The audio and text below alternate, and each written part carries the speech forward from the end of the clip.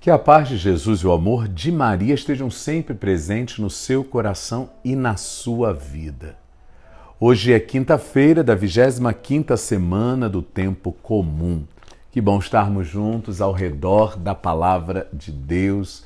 É primavera e nós esperamos que a frieza do inverno da alma de todos nós possa agora ser vencida pelas flores da graça que vem de Cristo Jesus, que é o nosso Senhor. A palavra de Deus tem esse dom, fazer Cristo chegar mais perto da gente. E assim, Ele que é o sol da justiça nos aquece, o frio desaparece, tudo se renova. Deseja você então a experiência de uma primavera na sua alma. O evangelho desta quinta-feira está em Lucas, capítulo 9, versículos de 7 ao 9. O tetrarca Herodes ouviu falar de tudo o que estava acontecendo e ficou perplexo, porque alguns diziam que João Batista tinha ressuscitado dos mortos. Outros diziam que Elias tinha aparecido. Outros ainda que um dos antigos profetas tinham ressuscitado. Então Herodes disse: Eu mandei degolar João. Quem é esse homem sobre quem ouço falar essas coisas? E procurava ver Jesus.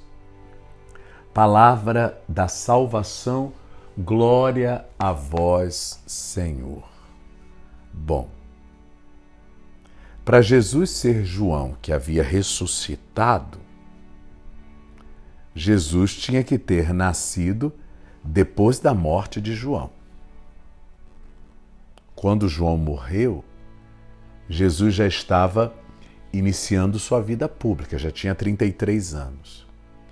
Então é impossível aceitar esta teoria de que Jesus é João que ressuscitou dos mortos. Isso é impossível. E quando nós ressuscitarmos, nós ressuscitaremos sendo aquilo que somos. Não ressuscitaremos sendo um outro.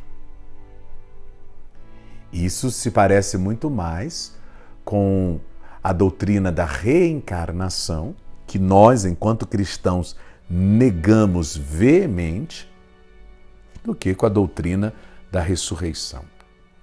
Ninguém ressuscita sendo um outro. Nós seremos ressuscitados. E a ressurreição nos coloca numa participação íntima do reino de Deus. Ninguém ressuscita para voltar a viver neste mundo como uma pessoa comum, como uma pessoa qualquer. Por isso que eu digo que essa palavra se assemelha muito mais à reencarnação. A vida neste mundo, ela é única, ninguém volta aqui. Reencarnação é negar a graça de um Deus que nos ama e por isso nos salva. E a teoria da reencarnação, ela se perde nela mesma.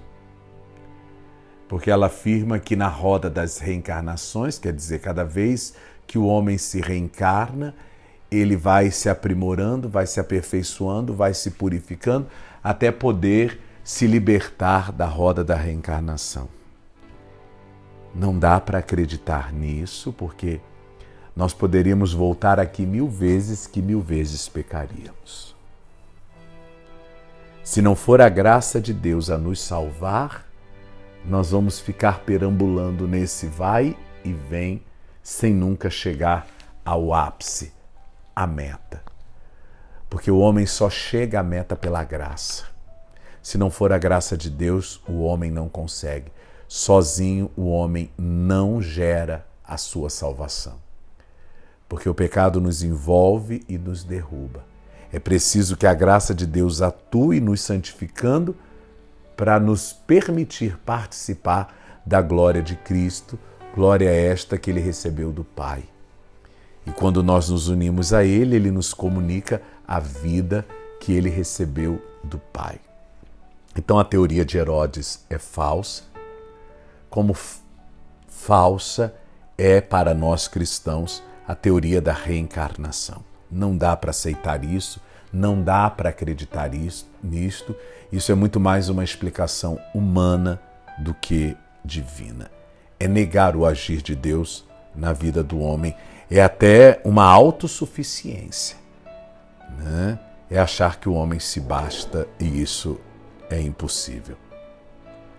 Mas algo, né, me chama a atenção neste evangelho de hoje, porque as atitudes de Jesus, o agir do Cristo chama a atenção de Herodes. E por isso ele se questiona: quem é esse homem sobre quem ouço falar essas coisas?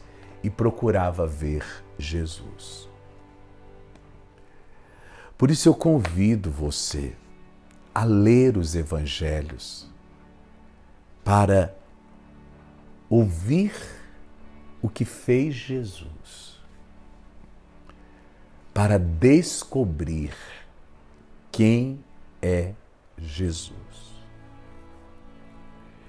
O primeiro evangelho que deve ser lido por uma pessoa é o evangelho de Marcos. Além de ser mais resumido, ele tem por objetivo responder a esta pergunta: quem é Jesus? Então você que está querendo conhecer Jesus, faça uma boa leitura do Evangelho de São Marcos.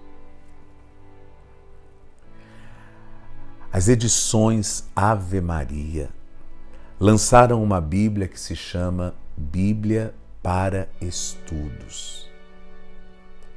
Eu aconselho você que quer de uma forma mais simples, mais popular, entender os evangelhos, a adquirir essa Bíblia, edição Ave Maria para Estudos. E você vai fazer da seguinte forma: você vai ler um capítulo, depois você vai estudar esse capítulo lendo tudo o que esta Bíblia traz nas suas notas de rodapé.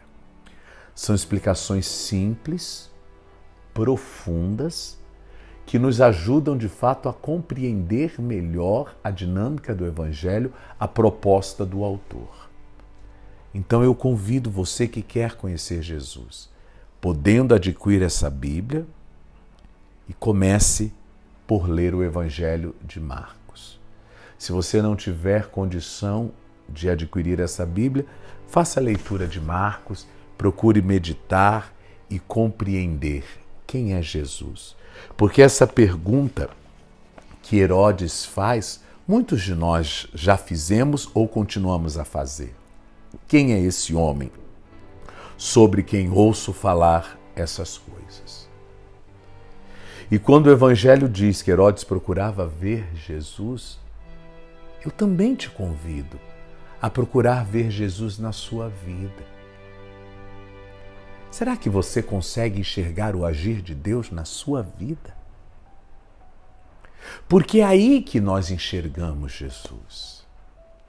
É aí que nós experimentamos o amor de Jesus. Então vejam, eu olho para o Evangelho e conheço o que ele fez quando ele esteve aqui. Eu olho para a minha vida, que também é um Evangelho, e procuro ver aquele agir lá da Bíblia na minha vida, no meu Evangelho, na minha experiência com Cristo. E eu começo a perceber que aquele Cristo que foi experimentado há 2000 anos atrás, eu consigo experimentá-lo no meu hoje, na minha história. E se o Cristo de 2000 anos atrás pode ser experimentado hoje, é porque ele permanece vivo. Não há mais como experimentar os mortos, eles passaram. Mas se Jesus pode ser experimentado, se o seu agir ainda transforma a minha vida hoje, se eu sinto a sua presença e a sua graça, é porque ele está vivo. Então, a partir do Evangelho dessa quinta-feira, eu faço esse convite a você. Conheça o Jesus dos Evangelhos, mas olhe para a sua vida e procure reconhecer a presença e o agir de Jesus porque sua vida é também um evangelho. E eu termino a reflexão de hoje com as palavras de São Francisco de Assis, que dizia aos irmãos: vivam bem a fé, porque a sua vida pode ser o único evangelho que alguém vai ler ao longo de toda a sua vida. Quer dizer, a minha vida precisa falar de Jesus às pessoas. A minha experiência de Jesus precisa ser um testemunho de Jesus para as pessoas. É assim que eu me torno um evangelho vivo. Que Deus te abençoe e te guarde. Em nome do Pai, do Filho e do Espírito Santo. Amém. Um beijo no seu coração, um abraço carinhoso. Fiquem com Deus.